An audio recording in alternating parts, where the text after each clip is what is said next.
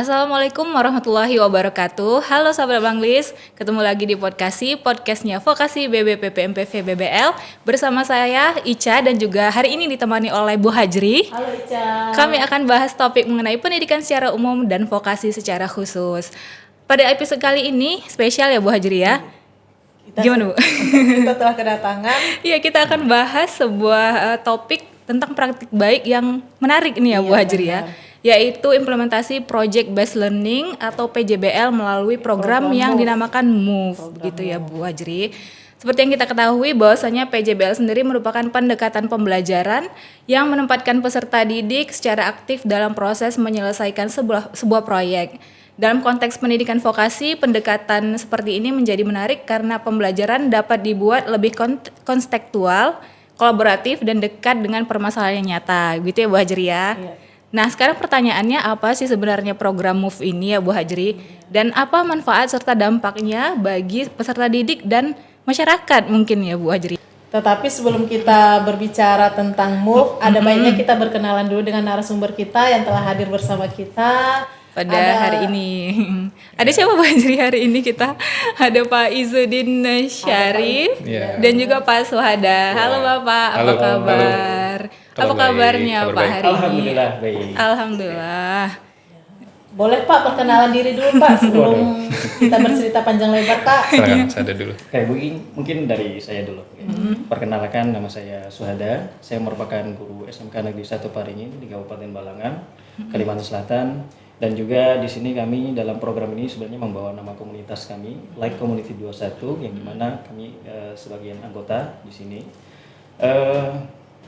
Mungkin itu dulu dari perkenalan dari saya. Lanjutkan sama Pak Izzuddin. Iya. Sama saja. Saya juga berasal dari sekolah yang sama.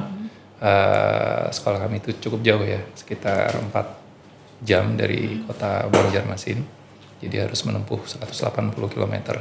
Jadi itu berada di sudah masuk ke rural sebenarnya atau sub rural ya. Jadi meskipun kabupaten ibu kota kabupaten namun kabupatennya kecil. Jadi bisa dibilang kayak kecamatan lah sebenarnya. Nah, saya di sana sudah sejak lama, ada SMK di situ. Jadi saya sudah mulai 2006 sebenarnya mengajar di situ. Nah, dan Suhada ini, Pak Suhada adalah siswa saya dulu. Alumni juga, alumni dari sekolah yang sama. Dan Light Community itu adalah ekosistem yang kita bangun untuk memperkuat sumber daya manusia yang ada. Jadi kita punya keterbatasan tentang siapa yang mau menjadi guru saat itu di sana. Karena sejak saya ngajar di situ untuk ada yang menjadi guru tuh lumayan lama. Bahkan sering nggak ada orang mau ke situ. Jadi mulai muncul pemikiran gimana nih untuk didorong ada yang mau sekolah keluar. Karena pendidikan teknik elektro itu tidak diproduksi di Kalimantan Selatan. Harus ada yang mau belajar keluar dan kuliah keluar. Dan itu which is tidak mudah. Karena butuh sumber daya macam-macam ya. Pertama keuangan. Nah, jadi Pak Suhada tuh satu dari sekian orang yang melewati komunitas ini kita bantu mulai dari beasiswanya yang tidak mampu. Jadi ini cerita kecil dari MOVE ini sebenarnya. Nah, biar hidup, maka MOVE ini menjadi program di dalamnya. Sehingga ekosistem yang saya sebut tadi, ada program, ada resources yang mendukung gitu kan. Karena kalau bertumpu dengan sekolah, mungkin Mbak Ica sama Bu Hajri bisa bayangkan lah, sekolah tidak mampu juga untuk sampai ke sana. Sehingga mulai 2021 ya? Iya, 2021. Komunitas ini kami bentuk, di mana komunitas ini terdiri dari alumni, saya kemudian dan teman-teman, kemudian dari para guru juga yang memang memiliki visi yang sama untuk tadi pengembangan pada generasi siswa seperti kami. Tahun 2021 kemudian MOVE ini juga diperkuat lewat komunitas ini. Awalnya mungkin seperti pembelajaran biasa, namun melalui komunitas ini ya kami mulai bisa mengembangkan program ini agar dapat dirasakan manfaatnya oleh masyarakat yang lebih luas. Ya, jadi anggota komunitas itu secara rutin berdonasi para alumni itu. Nah, tidak dikelola oleh sekolah, tapi kami kelola secara internal. Jadi yang mengelola itu para alumni sendiri. Kan Pak Suhada ini adalah alumninya. Jadi dia ini merangkap namanya di situ kami sebut deputi eksekutif namanya. Deputi komunitas ya. itu ya, Pak, Kalau ya? saya steering komitenya. Jadi dia apa namanya operating komitenya. Kemudian kita bentuk itu tujuannya agar ada program, ada resources yang mendukungnya. Itu sehingga Itu tahun 2021 ya, Pak, ya? itu dibentuk lembaga. Artinya kita membentuk rumahnya untuk berhikmat. Dulu nggak ada. Dulu murni proses pembelajaran dibawa keluar gitu kan. Nah, sebenarnya itu juga dukungan dari alumni, berkali-kali meminta saya secara pribadi untuk udah Pak, kita mau bantu nih. Karena dulu memang murni saya lakukan secara pribadi, dukungan-dukungan ke anak-anak untuk seperti Pak Suhada untuk bisa sekolah misalkan. Tidak semua sih, tapi saya pribadi mencoba untuk mendorong itu agar dia bukan hanya dapat beasiswa.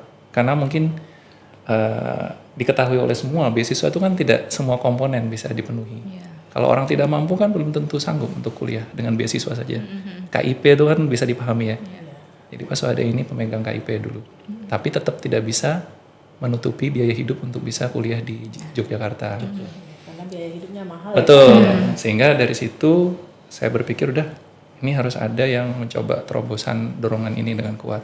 Karena berharap dari pemerintah per hari ini pun kan beasiswa kita makin lama makin surut ya. Makin sulit untuk diakses. Bukan karena tidak tahu, tapi memang mulai dibatasi. Gitu kan per hari ini, per tahun ini kan banyak sekali yang tidak bisa mengakses beasiswa itu. Nah, dengan alasan tadi kriteria yang tidak memenuhi. Jadi komunitas itu lahir dari kebutuhan. Sehingga berkembang menjadi sebuah program ini mewadahi kegiatan kita semua. Dari kebutuhan dan keterbatasan di awalnya, Pak, Betul, ya? semuanya. Termasuk move ini nanti Pak Suhada akan cerita. Karena beliau ini komplit. Pelakunya dulu.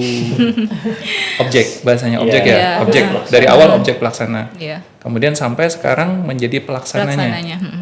Nah, jadi mungkin lebih pas lah kalau beliau yang cerita. Iya. Pelaksana dan mungkin akan terus dikembangkan, Pak, ya, Betul, pengembang lah ya. insya Allah akan Iya. terus dikembangkan.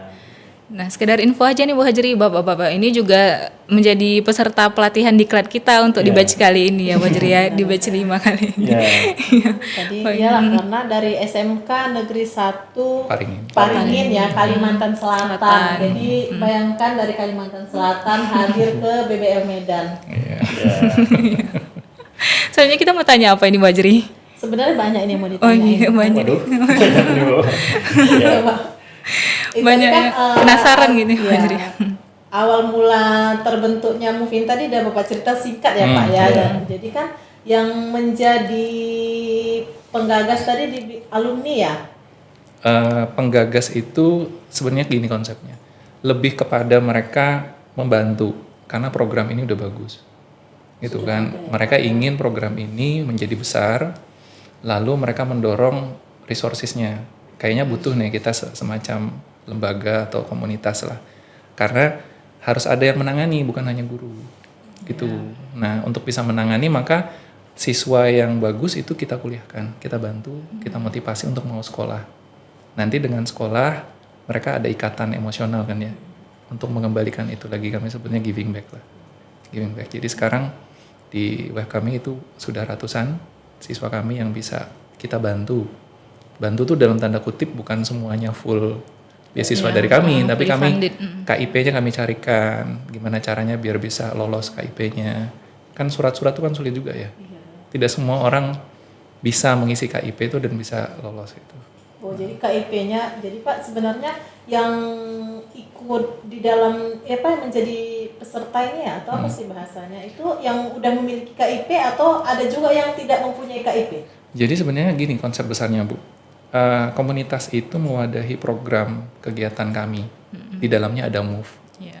Jadi di dalam komunitas itu ada yang namanya mahasiswa yang lagi kuliah, ada siswa yang lagi sekolah, gitu kan. Nah, siswa yang lagi sekolah itu kita punya program yang namanya MOVE. Kalau siswa yang sudah jadi alumni dan kemudian kuliah, itu kita punya program juga. Oh, berbeda Mereka lagi ya, mendampingi siswa yang lagi sekolah. Kalau ada project, mau lomba, itu mahasiswa yang sekarang lagi kuliah itu dampingi dari jauh. ya. Mentor dia. Mentor ya. Jadi Kak, program itu seperti apa Pak? Boleh diceritakan? Karena nampaknya ini belum Belum duduk ya, belum duduk. Walaupun kita udah duduk di sini ya Bu Hajri ya. Iya. Baik. Sebenarnya MOVE Mungkin itu apa kita gitu? tarik dulu dari sejarahnya mungkin. Sebelum saya bersekolah, program ini sudah digagas namun belum terbentuk secara nama atau seperti apa. Murni kegiatan praktikum yang dimulai Pak Izudin sejak 2012 di sekolah kami di SMK Negeri 1 Paringin. Memang berawal dari keterbatasan yang kami punya. Pertama dari sekolah, kita tidak memiliki fasilitas praktikum yang memadai untuk anak-anak, untuk siswa melakukan praktikum khususnya di kelistrikan. Kemudian di samping itu di tempat kami di daerah Kabupaten Balanga itu ternyata kondisi kelistrikan di rumah-rumah warga ternyata sangat rentan untuk bahaya konsleting kelistrikan. Kami pernah mendata sekitar 80% kondisi kelistrikannya tidak standar atau tidak layak. Nah, dua hal ini kami kawinkan dalam bentuk program MOVE ini. Ada keterbatasan kami di sekolah, ada kebutuhan juga di masyarakat. Sehingga muncullah ide untuk bagaimana sih sekolah ini bisa memberikan manfaat langsung ke masyarakat. Nah, kita punya kompetensi kelistrikan, kenapa nggak kita terapkannya di mana? Kalau di sekolah tadi nggak cukup fasilitasnya, maka kita bawalah ke masyarakat sehingga cocok anak-anak atau siswa dapat melaksanakan praktikumnya atau kompetisinya dengan bagus, masyarakat terpenuhi kebutuhannya, terutama dari keamanan kelistrikannya. Nah, di situ muncul seiring tahun berlalu, sekitar tahun 2020 Pak ya. Nah, tahun 2020 kami mulai mendokumentasikan dengan baik program ini melalui capaian proyek setiap tahunnya. Kita mungkin sekitar 10 sampai 15 proyek itu atau 15 rumah bisa kita bantu oleh siswa itu. Nah, di pembelajaran sendiri program MOVE ini menjadi suatu kewajiban praktikum di tempat kami.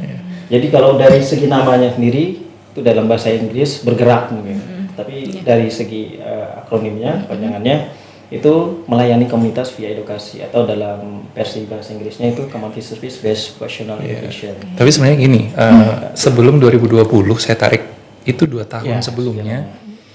Ini project sebenarnya saya susun untuk mulai saya ajukan pada seleksi Fulbright Distinguished Award buat guru. Jadi itu ada program khusus untuk guru-guru di seluruh Indonesia yang disiapkan oleh Fulbright di US. Itu biasanya setiap tahun mereka merekrut sekitar 3 sampai 4 guru di seluruh Indonesia melewati AMINEP namanya, Amerika Indonesia Foundation. Jadi saya nyusun itu sebenarnya. Saya susunlah menjadi namanya Inquiry Project. Nah, berbasis tentang PJBL. Saya susun, kemudian saya uji coba untuk submit ke sana. Alhamdulillah lolos, kemudian masuk fase interview. Nah, uniknya di interview, kan interview itu setiap tahun kita dapat kuota 10 orang guru dari seluruh Indonesia.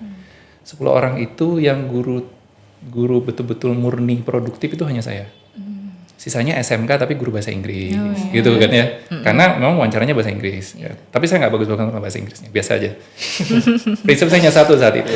Yang penting saya bisa ngomong dan orang paham. Itu prinsip bagi saya. Iya Pak. Iya. Jadi saat wawancara, dan kebetulan itu wawancara nomor 1 lagi. Saya udah mikir gini, udah deh pokoknya. Gagal, yang penting saya maju gitu. Saat pertanyaan pertama orang ngomong gini, ini community service. Orang Amerika itu cenderung sangat individualistik. Bagaimana Bapak bisa mendapatkan informasi banyak tentang community service kalau orang Amerika sendiri sangat individual gitu. Saya kemarin hanya ngomong gini, individual itu kan tidak seluruhnya mereka individual. Mereka juga mau terbuka ketika kita ketok pintu mereka. Saya pernah membaca, saya bilang di US itu mereka juga punya program yang hampir sama dengan ini. Lalu ada satu orang bilang, oh iya benar, Amerika itu punya layanan masyarakat, tapi SMA. Keunikan Anda apa dari proyek ini? Kan kita di-challenge tuh setiap proyek yang mau kita ajukan untuk bisa tembus itu, di-challenge apa keunikannya. Saya bilang keunikannya Amerika nggak punya SMK. Vokasi. Indonesia punya SMK. Amerika punya tradisi layanan masyarakat, kita belum di SMK. Jadi saya mau ngambil di situ, mau lihat bagaimana saya coba kawinkan dengan program yang ada di sini. Nah, udah berjalan sering waktu, saya 1 dari 4 orang yang akhirnya lolos di 2019 dan bisa berangkat di 2020. Sampai di situ lumayan, kita belajar cukup banyak. Cuman tadi yang saya sebutkan di sana SMA. Jadi bisa kebayang ya, yang mereka ajarkan, mereka dampingi ke masyarakat tuh sangat random. Sesuai dengan kebutuhan masyarakat. Contoh sederhana, ada anak kecil yang nggak bisa baca misal. Itu anak SMA ngajarin baca. Terus ada orang tua misalkan yang butuh didampingi, karena rata-rata kan ada pendamping orang tua. Itu ditandain ada jam, namanya disebut jam layanan di sana. Bahkan di sana hampir semua sekolah SMA itu mewajibkan jam layanan itu. Jadi tidak ada yang bisa lulus SMA kalau jam layanannya tidak terpenuhi. Jadi ada kartu. Yang kedua uniknya lagi, saat lulus mereka bisa masuk universitas negeri lewat jalur layanan masyarakat. Jadi ada kompetisi setiap tahun yang diselenggarakan oleh Amerika itu untuk mencari bibit-bibit terbaik layanan masyarakat di semua SMA di seluruh negara bagian. Yang berhasil itu dapat wild card untuk masuk perguruan tinggi negeri. Nah jadi dari situ saya mulai berpikir, wah ini kayaknya dokumentasi saya kurang nih. Maka muncullah 2020 tuh saya memulai dokumentasi secara kuat. Sampai sekarang, makanya web kami itu lumayan komplit. Nah, sehingga kalau sejarahnya kenapa jadi 2020 mulai terdokumentasi, di sana mereka memberi saran. Kurangnya nih dokumentasi masih, dia bilang dari sana. Jadi akhirnya sudah saya mulai dari situ. Itu kira-kira ya sejarahnya. Walaupun sebenarnya sebelum 2020 itu telah terlaksana sudah jalan. Tapi dokumentasinya Bu Hajri mungkin sama Bu, sama Mbak Ica dengan guru-guru yang lain atau sekolah yang lain. Setiap kali kita bicara, mereka selalu bilang kami pernah nih melakukan ini. Nah, namun pertanyaannya, saya punya pemahaman ya, kompetensi itu diukur 2 hal. Harus terpenuhi 2 hal ini. Saya belajar itu. Yang pertama harus tepat. Yang kedua harus konsisten. Nah, tantangan kita terbesar itu konsistensi. Kita tepat nih, tapi nggak konsisten. Sama seperti tadi, ini tepat, tapi bukan aroma pembelajaran, lebih kepada bakti sosial gitu kan. Tahun ini SMK ini ngadain bakti sosial ke masyarakat, tapi tidak dibalut, tidak kerangkanya tuh tidak pembelajaran. Nah ini enggak, ini pembelajaran. Gurunya pindah ke masyarakat, siswanya pindah ke masyarakat, bahannya pindah ke masyarakat. Menggunakan job sheet, penilaian gitu kan. Sehingga itulah yang mendukung konsistensi tadi. Itu sebenarnya. Nah, jadi kenapa ini termasuk bagus? Karena konsistensinya yang diukur. Kita mulai 2012 tidak terdokumentasi, tapi mulai 2020 sampai dengan sekarang itu sudah ribuan titik yang kita benahi. 800 siswa yang sudah engage di dalam kegiatan ini. Kemudian berapa ratus bangunan yang juga sudah kita perbaiki. Yang dibenahi tadi itu apa Pak? Coba Pak. Yakni benahi. Kalau di tempat kami di kompetensi ketenaga listrikan kan memang fokus di perbaikan kelistrikannya. Contoh mungkin hal sederhana yang terdapat di rumah kita ya, lampu yang rusak tidak standar Bu. Kemudian kabel, mungkin Bapak Ibu pernah melihat tidak pakai pipa bergelantungan, berserakan gitu lah. Itu tidak standar. Kemudian stop kontak yang mungkin satu lubang tapi banyak tumpukannya itu yang potensi-potensi untuk korsleting kelistrikan di situ. Jadi sembari kami melaksanakan praktikum di masyarakat di warga itu, anak-anak atau siswa itu mereka mengedukasi masyarakat agar ini loh yang standar. Mungkin mindset yang kami temukan di masyarakat itu memang mereka terkait kelistrikan itu yang penting mau, yang penting hidup. Nah, padahal yang penting hidup itu bisa menimbulkan potensi bahaya yang sangat besar. Kasus-kasus kebakaran saat ini kan memang berdasarkan data sekitar 69% itu dari korsleting kelistrikan. Nah itulah yang membuat kami mungkin kesadaran ini muncul di kami, kemudian kami transfer ke siswa kami untuk dapat melakukan hal ini ke masyarakat gitu. Jadi awalnya memang kelistrikan murni. Karena punya kami aja. Lambat laun, karena tadi kita pasang di sosial media, ada 1-2 teman yang nanyain ini kalau lintas jurusan bisa nggak sih gitu kan? Yang sekolah lain akhirnya terpikir, oh ya kami tertantang nih, karena kan menentukan produk layanan juga nggak mudah ya. Gitu, sehingga mulai tahun berapa dah kita? Tahun 2025 kita mulai expand program itu yang mulai yang sudah berbeda kompetensi. Jadi tidak hanya di ketenaga listrikan, namun di kompetensi yang sesuai di sekolahnya. Kemarin kita coba Pak ya di Kediri, Jawa Timur di tahun 2025 ada 3 sekolah yang mulai menerapkan MOVE ini dengan kompetensi mereka. Kalau nggak salah yang pertama itu dari kompetensi perhotelan, namun layanannya adalah laundry service. Nah, kemudian yang kedua itu ada perbaikan AC, itu masih ke TPTU ya kalau nggak salah. Teknik Kemudian, pendingin. nah teknik pendingin. Kemudian yang ketiga terkait kesehatan, itu layanannya pijat terapi gratis terhadap warga. Nah, itu agak unik. Nah, Dan cara menemukan produk juga nggak gampang. Iya. ternyata. Ketika kita ngobrol begini, kan memang langkah pertama itu untuk project ini harus menentukan produk dulu. Apa yang dekat dengan masyarakat dan dibutuhkan.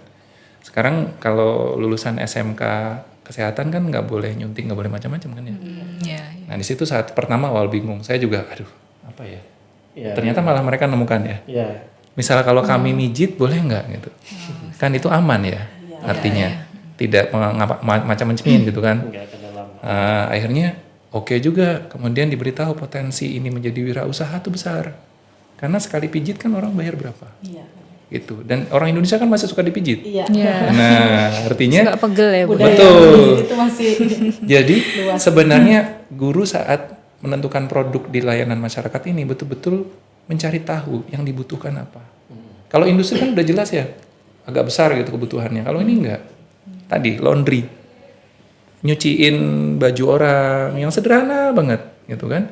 Tapi ternyata belum tentu bisa dijalankan, belum dijalankan selama ini. Nah, jadi saya pikir yang pertama itu tentang produknya ya. Yang kedua yang jadi tantangan kita adalah bagaimana guru membuat job sheet. Nah di kami alhamdulillah job sheet kami sudah punya template ya. Tinggal apa namanya? Tinggal diadaptasi untuk sekolah-sekolah lain yang beda kompetensinya. Gitu. Kita sudah di situ juga ada lembar penilaian. Nah ya uniknya di kita lembar penilaian itu. Nah, lembar penilaian di dalam pembelajaran MOVE ini kita menambahkan penilaian reflektif namanya.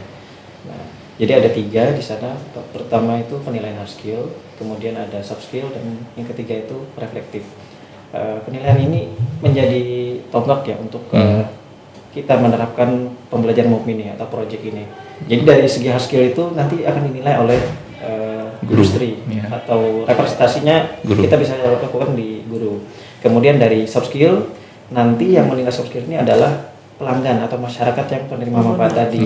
Jadi mereka menilai layanan ini bagus atau enggak nih. Anak-anak ketika ke lapangan seperti apa pelaksanaannya, tingkah lakunya, komunikasinya, kemudian hasil kerjanya bagus atau enggak. Nah itu di kepuasan pelanggan. Nah yang terakhir di reflektif tadi, jadi anak-anak itu ketika selesai pembelajaran dari seluruh tahapan dari awal tadi, mereka harus merefleksikan apa yang mereka dapat setelah melaksanakan praktikum itu. Yang dimana ini sebagai tonggak mungkin dari pembelajaran mendalam atau deep learning ini tadi. Karena PJBL ini sebenarnya yaitu sudah mendalam. Mereka benar-benar real mendapatkan pengalaman yang mungkin tidak bisa didapatkan di kelas. Kalau hanya praktek di simulasi, itu nggak ada problem base-nya, nggak ada. Jadi project business learning ini kompleks menurut saya. Jadi memang setelah pertama mereka produk ya, mereka pasti berpikir guru, aduh job sheet-nya gimana nih? Karena kan tadi ini bukan baksos ya, bakti sosial saja, tapi proses pembelajaran itu yang perlu diingat ya semuanya. Community service ini proses pembelajaran, sehingga job sheet itu menjadi pilar utama, menjadi pedoman seorang guru. Sehingga penting penilaian tadi standarnya seperti apa. Nah setelah kita masuk ke situ baru nanti menciptakan budaya kerja namanya. Budaya kerja itu tadi anak-anak yang ke lapangan itu pakai APD-nya seperti apa, kemudian komunikasi gitu kan, karena itu bagian dari bagaimana mereka mendapatkan pelanggan besok kalau wirausaha. Nah di sini mereka betul-betul menerapkan itu. Kalau kita kenal porsi ya, porsi itu kecakapan abad 21. Sekarang sudah banyak tuh mau ditambahin berapa, mau 10 C atau apa gitu. Kalau saya pribadi tetap aja porsi gitu. Jadi di situ ada komunikasi ya. Kemudian ada kolaborasi, kemudian kreativitas dan kritikal. Nah sekarang kita bayangkan kritis gitu. Mereka harus kritis mencari sesuatu yang ada di masyarakat. Gitu kan. Melihat itu tombol apa namanya stop kontak sudah lubangnya besar banget tuh, gosong misalkan. Itu kan kritis dia mikir. Terus caranya gimana untuk mengganti itu agar tidak rusak dindingnya, gitu kan? Itu kreatif. Kemudian bagaimana mengkomunikasikan agar orang mau mereka menggantikan itu. Dan yang terakhir kolaborasi. Ini project tidak diizinkan dikerjakan sendiri. Ini harus tim. Ya. Jadi mereka kan tidak ada apa namanya Superman itu kan nggak ada. Yang ada kan super team. Itu. Jadi konsep ini sebenarnya betul-betul bukan hanya apa namanya pembelajaran bermakna, namun juga sudah mengarahkan bagaimana pembelajaran yang betul-betul real tentang kolaborasi tadi ya, terhadap kegiatan itu. Nah nanti yang terakhir setelah itu selesai, tinggal urusan gurunya nih, bagaimana agar anak-anak bisa dengan tenang praktek di lapangan. Caranya apa? Ada waktu khusus. Tidak bisa 2 jam saja ke masyarakat itu kemudian balik lagi belajar normatif adaptif misalkan, nggak bisa. Jadi kalau seharian. Untuk 1 hari misalnya mereka di lapangan, gurunya nemeni 1 hari. Nah, saya pikir itu tahapan-tahapan ya, tapi tahapan yang paling penting mungkin di dalam proses Pak Suandra bisa tambahkan. Mungkin untuk yang di tahapan MOOC sendiri ada 4 tahapan pembelajarannya. Yang pertama itu ada investigasi, kemudian ada aksi, yang ketiga itu ada refleksi, dan yang terakhir itu demonstrasi. Di tahap investigasi ini penentuan peran paling penting lah. Jadi mereka akan melaksanakan observasi ke lapangan, siswa akan turun ke lapangan, mencari apa sih permasalahan yang dialami masyarakat, seperti apa nanti cara memperbaikinya, apa yang dibutuhkan. Nah itu bahasanya mungkin perencanaan sudah. Nah setelah observasi tadi mereka menyusunlah hasil laporan tadi dalam bentuk perencanaan tadi. Nah setelah itu alat bahan sudah siap, kemudian yang lainnya sudah siap lah. Nah mereka juga akan meminta izin pada orang tua untuk bisa turun ke lapangan, kemudian dari sekolah juga akan mengeluarkan surat perintah kerja bahwa kegiatan pembelajaran ini memang sudah disetujui sekolah, jadi artinya tidak lagi di kelas, maka akan pindah ke masyarakat. Nah dari sisi masyarakatnya mereka juga bersedia, ada lembar yang akan ditandatangani atau diisi mereka persetujuan bahwa anak-anak diperbolehkan praktek untuk memperbaiki rumahnya. Dan itu nanti siapa gurunya, itu ditulis. Jadi yang tanggung jawab siapa misalkan. Nah, kemudian orang tuanya setuju atau enggak anaknya diajak ke lapangan. Karena mungkin poin paling penting ya, saya pertama kali yang di checklist oleh teman-teman dari fakultas di Arizona itu adalah ini mana parent concern-nya mana. Kalau kita kan ngajak anak, ajak aja gitu ya. Nggak boleh Pak ya. Sekarang nggak boleh sama sekali. Harus orang tua setuju atau tidak. Tertulis ya Pak. Tertulis bahkan. Kemudian asuransinya siap atau tidak untuk mendukung itu. Karena kan itu melibatkan membawa anak keluar dari lingkungan yang tidak dikenalnya. Nah ini saya sebenarnya hanya tradisi budaya bagus ya buat kita. Sehingga mungkin sederhana izin dengan orang tua, bagi kita teleponnya udah selesai gitu ya. Tapi nggak seperti itu ya Ternyata Pak ya. bagi mereka, dan betul ketika terjadi kejadian di lapangan, orang dengan sangat gampang mengklaim ya, saya nggak pernah ngasih izin gitu. Apabila tidak ada Nah, tertulis. dengan pola begini kami cukup komplit, kepala sekolah juga tidak akan ngasih izin kalau izin orang tua nggak ada. Gitu. Jadi setelah izin keluar baru mereka. Nah setelah izin keluar baru mereka boleh turun ke lapangan melakukan aksi tadi atau pelaksanaan perbaikan. Ini dimana secara teknis nanti satu tim itu minimal terdiri dari 2 orang. Jadi kalau kami biasanya memang 2 orang. Jadi siswa yang pelaksana itu adalah siswa kelas 11. Mereka yang sudah punya dasar kelistrikan di kelas 10 sudah diperbolehkan untuk praktikum di masyarakat. Nah yang mendampinginya nanti siapa? Kami para guru tetap mendampingi, namun tidak secara fisik ke lapangan. Konsisten. Nah, nanti yang berperan utama di dalam pelaksanaan itu di lapangan adalah siswa kelas 12. Di mana mereka sebagai mentor. Nah, disinilah konsep dari peer teaching, tutor sebaya, kemudian sama cascade, yang artinya kelas 12 yang sudah punya pengalaman dia akan mengajari kelas 11. Kalau peer teaching tadi kan mereka antar kelas 11 teman sebaya saling kerjasama. Nah, kami sebagai guru tetap melakukan monitoring. Biasanya kita lewat video call Pak ya. Kadang kalau terlalu jauh kita video call. Kadang kalau dekat bisa kita langsung dampingi ke lapangan. Memang di tempat kami di sekolah itu untuk menerapkan program ini lebih luasnya memang harus menggunakan jadwal blok. Yang dimana semingguan misalnya dalam 1 minggu itu 5 hari kita proses pembelajarannya itu produktif full. Sehingga proyek tidak mengganggu mata pelajaran lain. Proyek ini kan dibutuhkan kalau secara keseluruhan mungkin sekitar 3-4 hari. Jadi perlu kontinuitas. Jadi mulai dari kalau investigasi sih aman ya, random. Misalkan minggu ini mereka investigasi, minggu depan ketemu kita mereka presentasi. Namun setelah presentasi itu jangan terputus. Masuk perencanaan karena anak-anak kan memorinya agak pendek. Jadi setelah mereka presentasi, Pak Suada nanti memberi masukan. Ini kurang nih, ini oke, langsung turunkan jadi perencanaan. Tuh hari itu mereka langsung bikin gambar. gambar perencanaan namanya. Titik mana yang mau diperbaiki, jumlah kabel berapa, mulai nyusun kebutuhan bahan. Nanti masuk lagi ke Paswada, di review, baik Paswada atau saya atau teman saya lagi, masuk review, oke nih boleh. Anggarannya berapa? Habisnya sekian ratus ribu misal satu rumah. Udah, kita akan siapkan bahannya. Nah, terkait dengan bahan mungkin Paswada bisa cerita tuh. Bahannya dari mana ya? Ya, mungkin ini yang Mau ngerjain itu proyeknya bahannya dari mana gitu. Betul. Dari masyarakat Kan kadang-kadang kan orang berpikir gitu ya, ini Iya. project nih. Iya. Kan sampai hari ini masih ada teman-teman di kelas gitu. Kan saya juga sharing ya, kami sharing. Iya. Pertanyaan pertama mereka sama. Termasuk Pak Hotman pertama juga bertanya, ini bahannya Iya, dari mana? dari mana? Nah, mungkin Bu Hajri kemarin juga bertanya kan? Sama semua orang bertanya bahan dari mana gitu kan. Nah, di sini bahan itu tidak dari mana-mana karena ada di kita. Ya, yang secara rutin pasti didapatkan oleh sekolah, yaitu melalui pendanaan dana BOS. Kan tiap sekolah atau tiap jurusan pasti mendapatkan dana praktikum kan dari semester ganjil, semester genap. Nah, bahan praktik itulah yang selama ini kita gunakan di kelas untuk siswa untuk praktek yang reguler atau simulasi tadi. Sebagian dananya itu kita geser untuk pelaksanaan di masyarakat tadi. Nah, sehingga tidak menimbulkan dana baru atau biaya baru lah di luar itu. Kemudian hal penting juga pertanyaannya kan itu baru bahan ya. Iya. Ini gurunya ngapain gitu? Dananya dari mana? Guru perlu insentif juga, perlu ganti bensin segala macem gitu ya. Siswanya dikerahkan ke lapangan juga gitu. Gurunya suruh Ya mungkin secara normal kita berpikir begitu. Namun sekarang kita tarik bahwa ini pembelajaran. Pembelajaran gini konsepnya. Guru kan tetap harus ngajar ya, tapi dia nggak ke sekolah, kan gitu.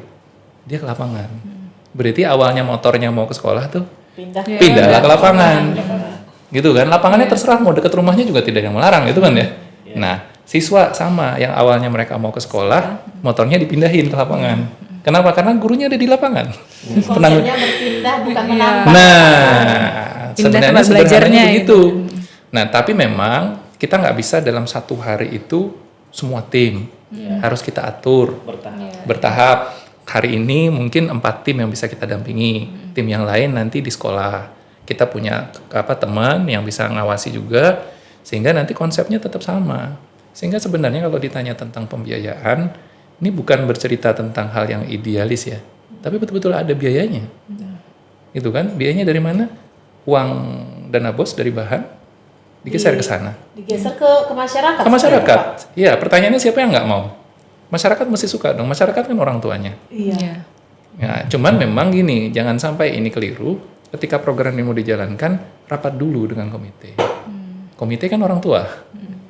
Diceritakan lah bahwa kita punya program begini, kira-kira Bapak Ibu setuju atau enggak. Nanti anak-anak akan ke lapangan. Sambil sounding kan, kita punya program perbaikan instalasi. Bapak Ibu yang mau diperbaiki instalasinya siapa? Nah, sehingga dari situ kita dapat pelanggan pertama. Langsung ditanya ya Pak ya, pada saat itu ya. Memang MOOC ini implementasinya menyasar ke orang terdekat siswa dulu. Yaitu bisa jadi tadi rumahnya mereka sendiri. Sehingga dari situ muncul nanti kepercayaan masyarakat. Mungkin dari orang tuanya dulu, anak saya bisa nih bener-bener itu. Nanti kan biasanya kalau ibu-ibu kita cerita ya Pak ya, ke ibu tetangga. Begitulah muncul. Jadi prinsip kewirausahaannya mungkin dari sana. Ya. Dari kecil-kecil dulu nanti akan mulai dipanggil oleh orang atau tetangganya, benerin dong. Di situ sebenarnya branding untuk siswanya. Tapi memang kita tidak melarang ya sekolah kalau punya anggaran lebih untuk memberikan insentif ke guru yang mau kerja. Cuman menurut saya karena ini program ini real dari sekolah, mungkin alangkah baiknya tidak diawali dengan insentif seperti itu. Karena nanti itu menjadi sebuah pembiasaan yang kurang elok ya. Karena akhirnya siswa berpikir saya ke lapangan dapat snack gitu kan. Nah, sekarang berpikirnya gini aja deh. Kalau sekolah itu dapat MBG-nya digeser ke situ. Omprengnya dibawa ke sana gitu kan. Nah, itu sederhana. Bagi saya pendidikan itu jangan terlalu diberikan stimulus yang berlebihan. Karena yang terjadi sekarang pendidikan kita gara-gara stimulus yang berlebihan.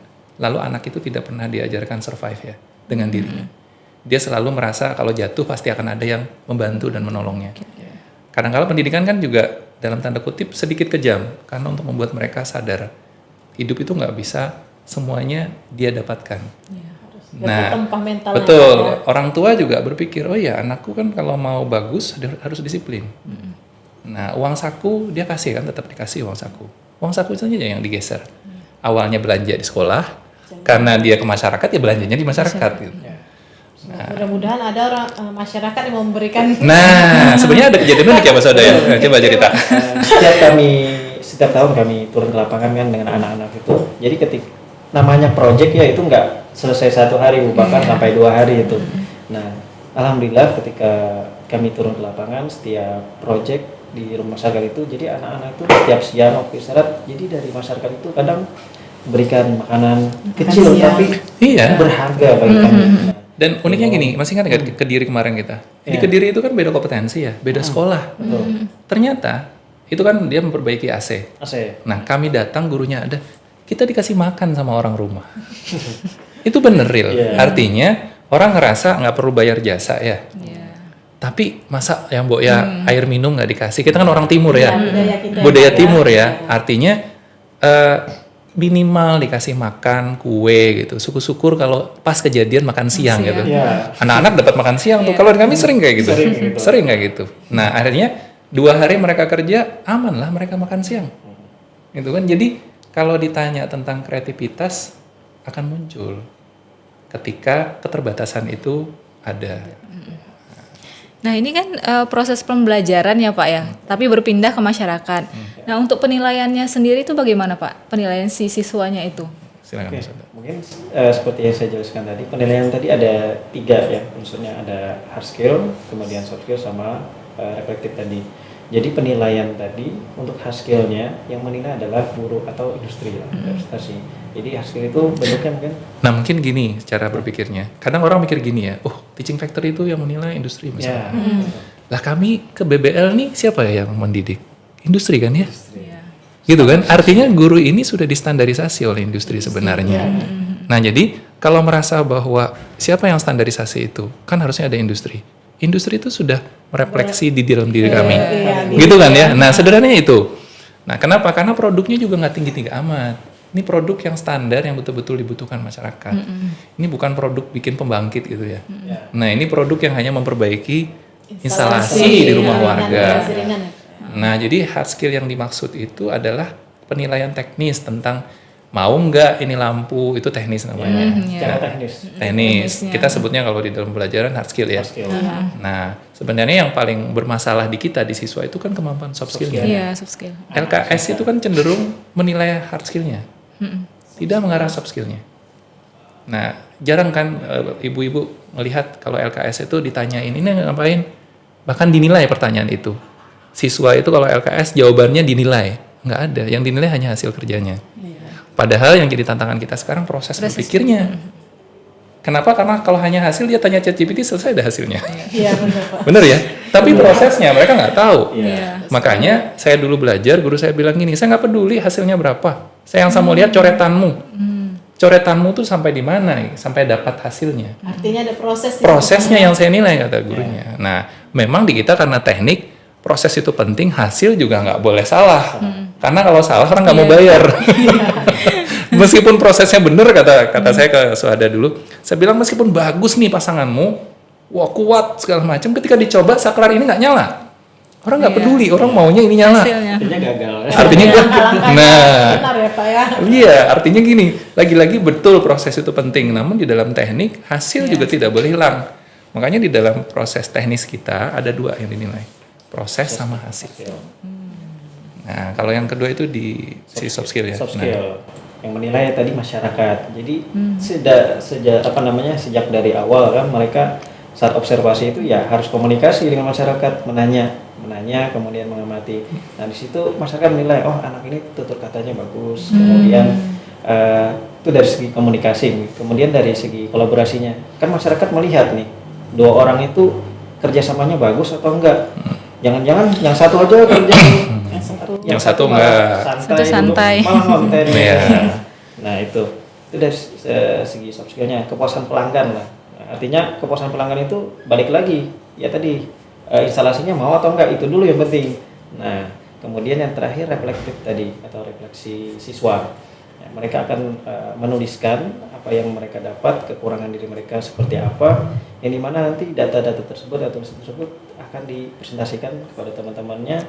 Kemudian terakhir di tahap demonstrasi publikasi nanti.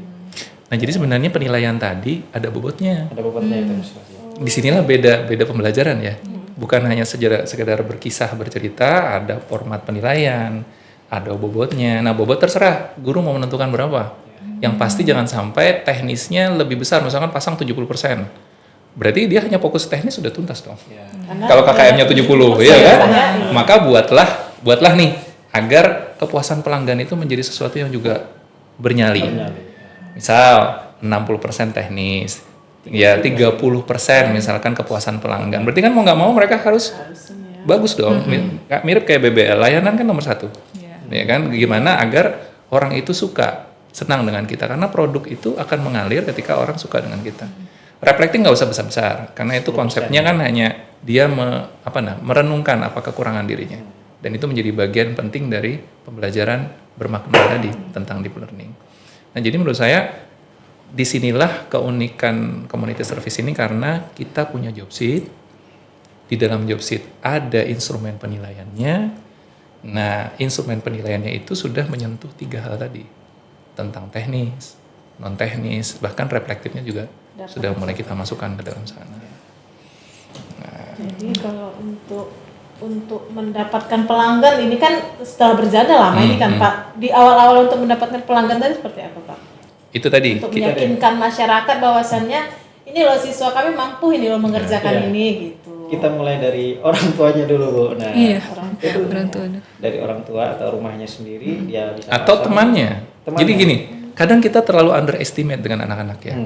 Atau kita dengan mudah patah oleh karena mereka bilang, sulit Bu, saya nggak bisa. Coba begini, kalau nggak bisa nggak dapat nilai. Itu kreativitasnya boleh keluar. Nah, Awali dengan paksaan ya Pak. iya, tapi kan paksaannya bagus ya. Iya, karena kemarin itu juga kita di SMK 5 kan ada yang bilang gini, sulit Pak, ini anak-anak pada nggak bisa nyari pelanggan ini segala macam. Sebenarnya ada 2 cara pendekatan. Pertama keluarganya, yang kedua lewat teman-temannya, yang ketiga nggak ada pilihan, bilang gini, mau naik kelas nggak? Iya. Nah, ini cara paling sederhana, kamu nggak kerja sendiri, kerjanya bertim, ayo pilih mana? Kalau ujian sendirian, ini kamu ujiannya berdua. Saya bilang kasih kelonggaran, dia mau tim dengan siapa boleh, dia suka dengan siapa boleh. Bisa memilih ya Pak. Iya, ya? jangan dibatasi, karena itu kesukaan, kenyamanan dia. Bagaimana? Kadang kita kan bilang gini, wah dia nggak boleh tuh. Tahap pertama izinkan dulu dia merasa nyaman di mana. Ya. Akhirnya kan dia nggak punya lari ya, nggak bisa lari kemanapun. Punya alasan lagi. Nggak punya alasan, nggak lulus misalnya nggak bagus lah. Yang pilih tim kan kamu, yang pilih pelanggan kan kamu. Nah, jadi pelanggan itu sebenarnya dia akan bergulir sendiri ketika sudah mulai berjalan pelan-pelan. Nah, kemarin itu ketika kita ke Kediri juga mereka dapat pelanggan. Tanpa disadari mereka dapat sendiri pelanggan, tahu caranya. Contoh kayak kemarin laundry ya. Laundry. Jadi beberapa pelanggannya itu malah dari sekolah-sekolahnya yang dulu. Itu kan anak SMK, tapi kan dia alumni dari SMP atau MTS. Nah, jadi pelanggannya itu dari sekolah mereka sendiri. Di SMP itu kan mungkin ada musala, kemudian Mukena yang mukena. kotor. Nah, dari situlah muncul mereka melandrikan mukena-mukena yang ada di sekolah asal mereka. Ordennya gitu kan. Karena kemarin kan ada pertanyaan, lah ini kami laundry siapa? Gitu kan, karena laundry kan banyak ya, kalau dibilang gratis aja semua orang datang tuh. Nah, kemudian lalu kita diskusi, saya bilang coba lakukan pendekatan begini, karena sekolah bapak ini swasta nih, kayaknya perlu nih, akan punya efek kalau bapak balik ke SMP atau sanawiyah, dengan tujuan nanti mereka melihat kualitas SMK bapak sebagus apa. Nah, di situ saya kasih sedikit insentif berpikir, lalu mereka, oh kayaknya bisa deh musola atau masjidnya sekolah untuk di laundrykan, entah itu sajadahnya, mukenanya dan lain-lain, sehingga Kediri itu muncul seperti itu cara berpikirnya. Jadi menurut saya karena tidak pernah dikondisikan, kita tuh program rata-rata kan disiapkan ya, disiapkan semuanya sudah ada semua, tinggal jalan aja, bahkan dananya ada gitu kan, mau jalan atau enggak nih dananya sudah siap. Nah ini enggak. Nah jadi sesederhana itu ternyata kita masih sulit untuk berpikir ke sana. Artinya kan Pak, program ini selain untuk pembelajaran juga ada manfaat yang sangat besar untuk masyarakat seperti itu ya. Nah, betul. Jadi sebenarnya awareness yang saya bilang ya. Saya tuh mulai merasa nggak enak hati ketika anak-anak SMK sudah mulai didorong untuk menghasilkan uang. Ini sebenarnya. Jadi pergulatan saya saat itu adalah kenapa sih perencanaan itu harus dalam bentuk uang hasilnya? Kenapa perencanaan atau produk itu tidak diwujudkan dalam bentuk produk sosial saja, tapi standarnya industri? Itu. Kemudian ketika bilang bahwa anak SMK itu kerjanya di industri, saya kemarin bicara kan, saya bilang industri itu menurut saya bukan end user, dia bukan pelanggan akhir, dia pelanggan antara, bahkan dia pelanggan pengguna. Ya, pengguna akhirnya adalah masyarakat itu sendiri. Contoh gini. Siswa kami listrik kerjanya di mana? Pikirannya mesti PLN kan? Iya. PLN kan yang dilayani siapa? Masyarakat. PLN kan hanya standar lembaganya. Iya. Gitu kan? Contoh lagi misal TKJ atau apa. Dia ikut di perusahaan apa gitu ngurusi jaringan. Yang dilayani siapa? Masyarakat. Kalau dia bisa pasang IndiHome sendiri kenapa? Gitu kan? Langsung. Nah, yang jadi tantangan ternyata ketika kita hadapkan ke industri, anak tidak melihat masyarakatnya. Dia mulai kehilangan ruh kesadarannya, kepeduliannya, ini yang jadi tantangan kita. Bahwa sebenarnya pengguna utamanya itu masyarakat ya Pak. Betul, saya mungkin agak terlalu tinggi, tapi saya ngutip begini deh sederhananya. Vokasi itu kan sumbernya dari pemikiran tentang sekolah berasal dari masyarakat, oleh masyarakat dan untuk masyarakat. Maka sebenarnya vokasi itu harusnya hidup di masyarakat. Bukan di industri saja. Nah, sehingga kalau Bu Hajriah berpikir ini kan BMW-nya jalan semua. Dapat semua. Kita malah mengelola ini wirausahanya yang kita kelola tanpa disadari. Kenapa? Dia kelas 11 nih. Bayangkan dia udah punya nama kelas 11 masang. Kelas 12 dia ke industri prakrin magang. Gitu kan? Selesai dia nanti dipanggil temennya, orang tuanya atau siapa aja. Kemarin dia pasangkan instalasiku. Bagus nih. Pasangkan. Nggak usah nunggu punya lembaga, punya apa kan, yang bisa pasang dulu, dikasih berapa diambil. Anak sekolah kan dikasih 20.000 juga seneng ya. Nah jadi menurut saya tadi nggak usah dibuat standar yang terlalu tinggi tentang keuangannya, tapi standar kerjanya dibuat. Itu bedanya menurut saya. Nah sehingga muncul tentang kekhawatiran besar tentang bagaimana anak-anak terlalu dekat dengan uang. Karena mungkin TEFA itu bagus, tapi salah dalam pemahaman di lapangan. TEFA itu dipikirnya adalah keuntungan. Jual produk, dapat hasil. Gitu kan? Padahal sebenarnya TEFA itu adalah model. Tidak beda dengan community service ini, model sama-sama model. Hanya TEFA itu basisnya industri yang menghasilkan produk saja. Jualannya terserah mau ke industri boleh, mau ke masyarakat boleh. Kalau ini jualannya ke masyarakat. Industrinya digandeng. Industrinya di dalam, jadi lewat kami yang dilatih BBL, melatih PJBL, atau tadi kita visit ke industri gitu kan, UKK di sini itu kan salah satu bagian dari bagaimana negara hadir untuk menstandarisasi kompetensi guru. Nah, yang terakhir tadi ketika itu model itu diterapkan dengan benar di masyarakat, muncul feedback. Feedback itu kan bisa berbentuk kepuasan, gitu ya. Bisa berbentuk setelah itu dipanggil lagi untuk mengerjakan sesuatu. Tapi jangan uang gitu loh. Uang itu nanti ngikuti setelah mereka lulus. Nah, jadi saya mungkin salah satu yang agak khawatir ketika konsep TEFA itu mulai digeser tentang sebuah produk menghasilkan uang. Dengan tujuan mengurangi biaya bahan. Menurut saya negara harus tetap hadir ya. Ngapain negara nggak hadir? Uangnya udah ada, bosnya sudah ada, tinggal dikelola dengan baik. Gitu. Dan kalau dikelola dengan baik, masyarakat mau memberikan kontribusi dengan cara seperti tadi. Dia bilang gini, pasangkan ya, nanti bahan aku yang bayar. Itu kan berarti otomatis siswa nggak perlu praktek dengan uang bahan dari pemerintah. Hanya jasanya tadi ya Pak. Nah, tapi jangan dibalik. Jangan dibalik itu artinya jangan kita berpikir uang dulu yang didapat. Sosialnya dulu dijalanin gitu kan. Kalau dulu kita waktu kecil dibilang gini, nggak usah mikir nanti dapat apa. Kerjakan dulu. Karena dengan kerja begini yang ikhlas, nanti hasilnya muncul. Nah, sehingga padukan dengan agama, mungkin saya pikir ini menjadi sesuatu yang jauh lebih besar ke depannya. Jadi makanya community service ini saya nggak pakai teaching factory, saya nggak pakai macam-macam. saya makanya hanya layanan masyarakat. Itu agar tidak berpikirnya oh dijual ke masyarakat misalnya. Enggak, ini enggak dijual ke masyarakat. Karena yang dijual itu orang tuanya sendiri. Masa dia ngambil uang orang tuanya sendiri kan? Nah, Jadi dengan adanya program ini ya soft skill dapat, hard skill dapat, karakter anak juga terbentuk. nah itu sebenarnya. Tinggal Menarik kita ya, Bu sebenarnya, Haji, ya.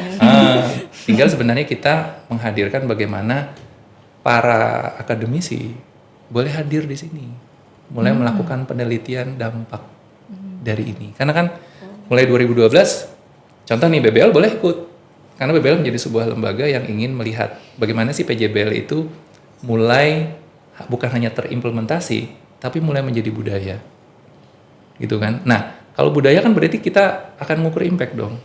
Sampai di mana impactnya? Nah, kami belum sampai ke situ karena bukan otoritas kami ke sana yang menyatakan bahwa ini ada impact nih. Iya. Nah, makanya di dalam program Next tahun ini kita ada rencana bekerja sama dengan salah satu kampus untuk mulai melakukan penelitian dampak terhadap ini.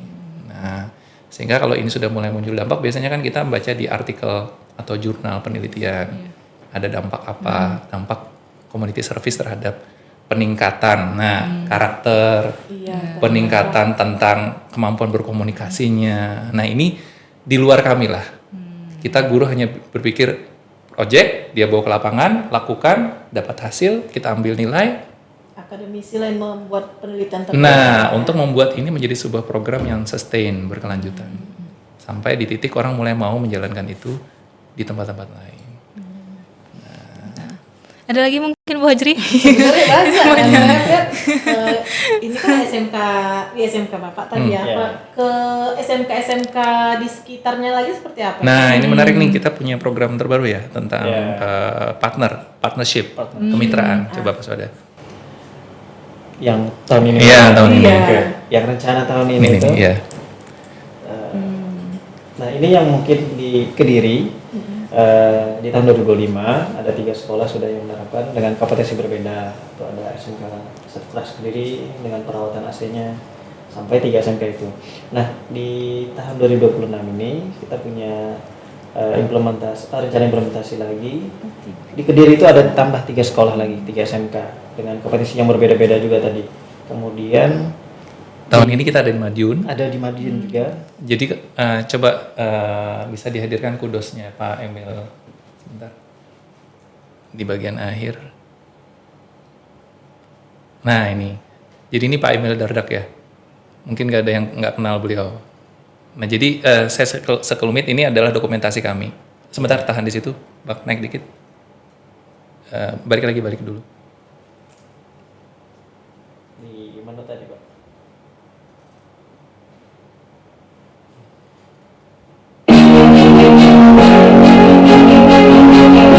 Pindah ke electricity aja Bang. Electricity. Nah, itu ditutup dulu sebenarnya. Oke. Nah, coba naik bentar. Di bagian atas. Nah, ini sebenarnya data-data MOOP dengan kemitraan sejak 2020. Jadi contoh bahwa itu sudah ada berapa? 285 proyek tersebar di 45 kecamatan. Layanannya ya, ini bukan hanya Kalsel, tapi sudah Jatim. Nah kemudian ada 1.605 titik layanan. Nah itu uang ya. Kalau kita nilai uang, nah bahasanya gitu. Ternyata SMK tuh bisa bantu masyarakat berapa, gitu ya. Jadi kalau berarti dia dapat jasa enggak. Kemudian ketika bahan itu dinilai juga, ternyata kita bantu bahan itu senilai itu. Nah ini baru 7 SMK yang menjalankan ini. Sekarang kalau Ibu bayangkan 7 SMK itu juga baru 7 kompetensi, baru 7 konsentrasi keahlian. Sekarang bayangkan kalau dalam satu sekolah itu ada 4 konsentrasi keahlian yang menjalankan itu. Masing-masing Berapa bantuan terhadap masyarakat? Besok-besok mungkin malah masyarakatnya yang kebingungan, aku dibantu siapa ya? Nah, sesederhana itu ya. Kenapa? Karena SMK itu kan sekarang perbandingannya hampir 50% sama dengan SMA. Berarti kan di dalam satu daerah itu banyak SMK-nya. Besok-besok mungkin ganti oli nggak perlu bingung lagi. Hanya siapin olinya saja. karena gantinya udah gratis. Jasanya dari siswa tadi. Dari siswa tadi, karena dia wajib harus melayani masyarakat. Harus punya Nanti Syarat pembelajaran. gambaran saya nih, besok Bu Hajir misalkan, aku mau ganti oli nih, aku hubungin aja SMK berapa. Bisa nggak gantikan oliku? Siswa siapa? Datanglah itu siswa. Nanti dia punya kartu. Bu Hajir nanti ngisi, oke, ini saya sudah pernah dilayani, Bagus. 1 jam, bagus hasilnya. Olinya nanti dia bawakan.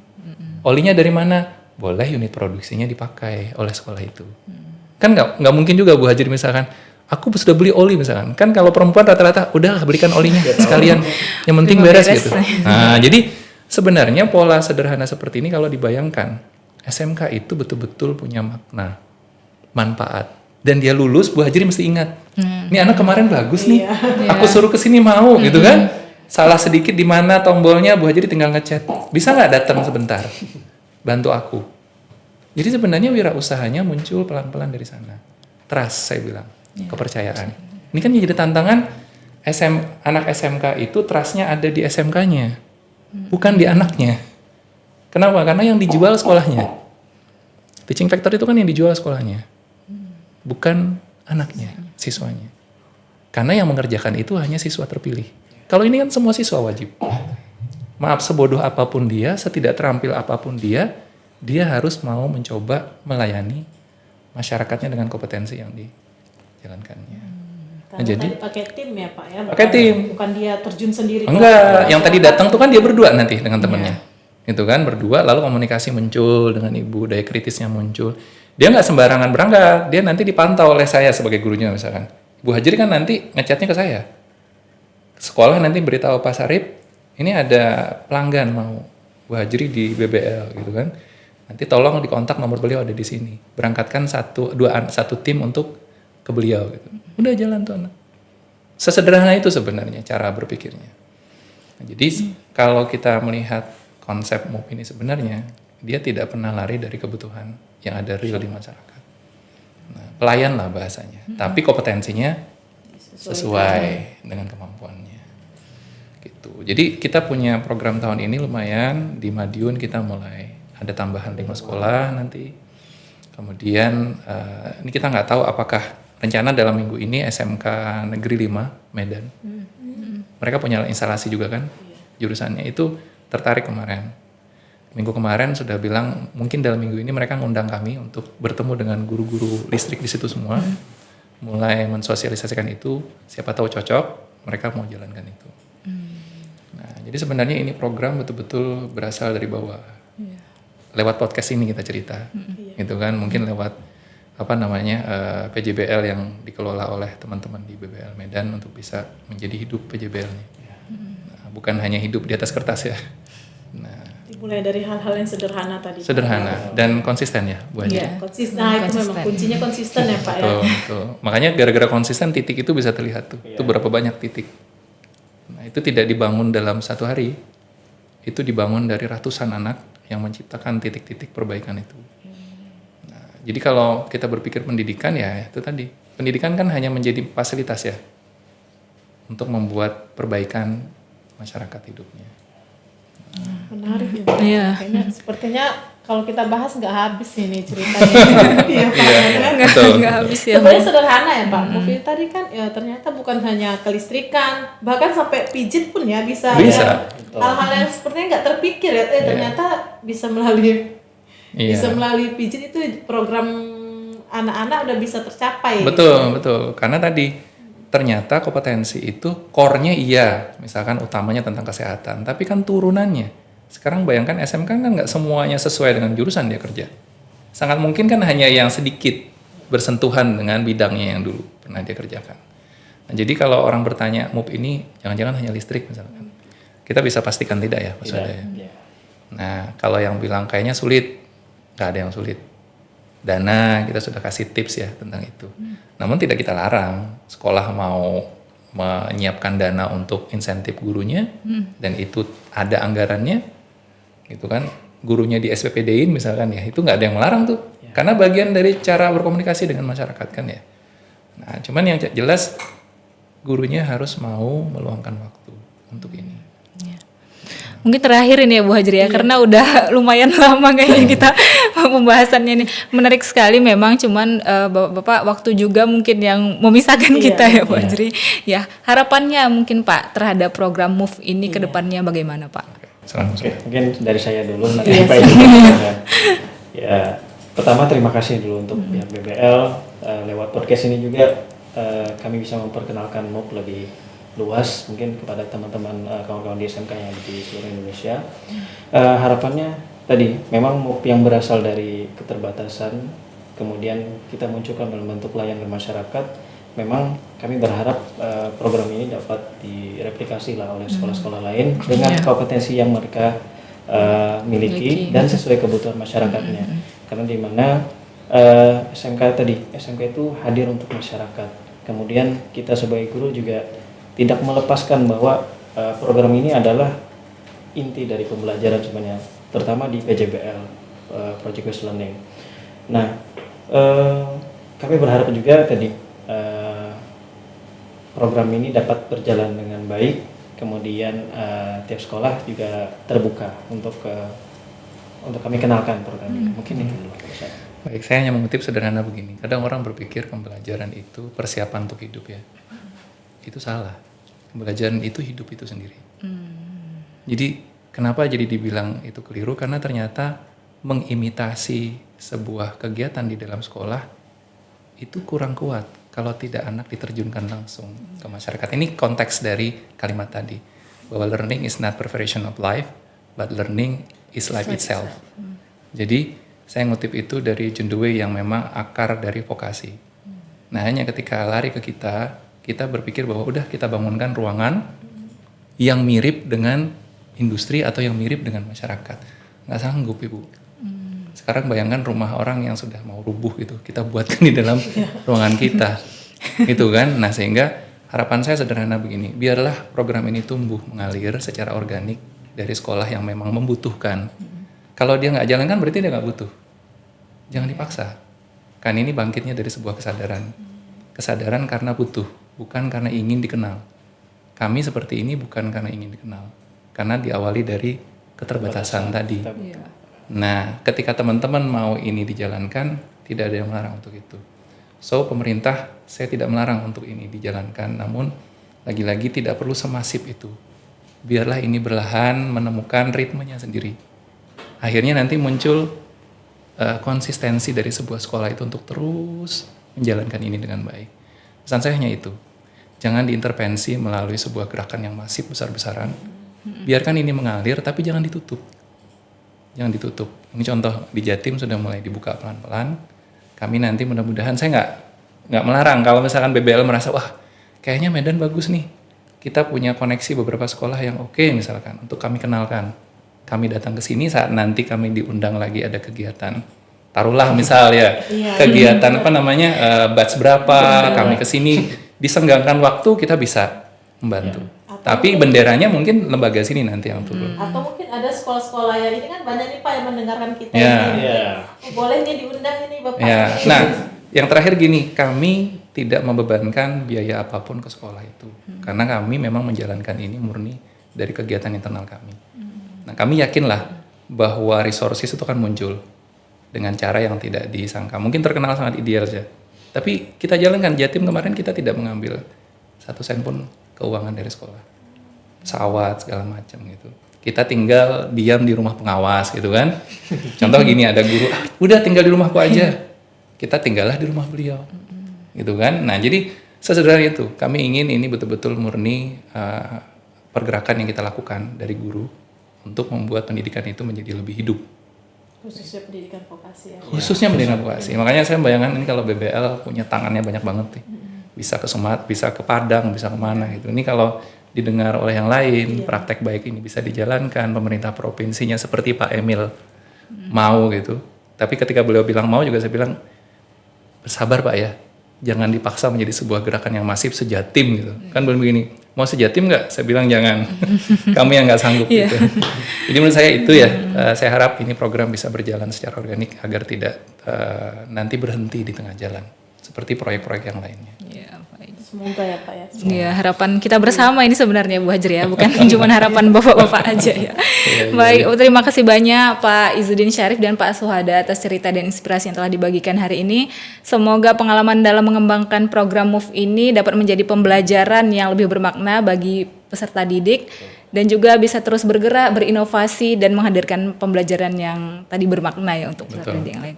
Baik, Bu Hajri bagaimana? Sepertinya kita tutup Mbak Ica. Mungkin semoga ada episode berikutnya ya untuk pembicaraan MOVE ini lagi Pak. Boleh ya. Nanti Episode 2 ya Bu. Ya, semoga nanti waktu kami datang program MOVE di Jatim atau di Medan sudah mulai ada ya hasilnya. Iya, amin. Pak. Ya.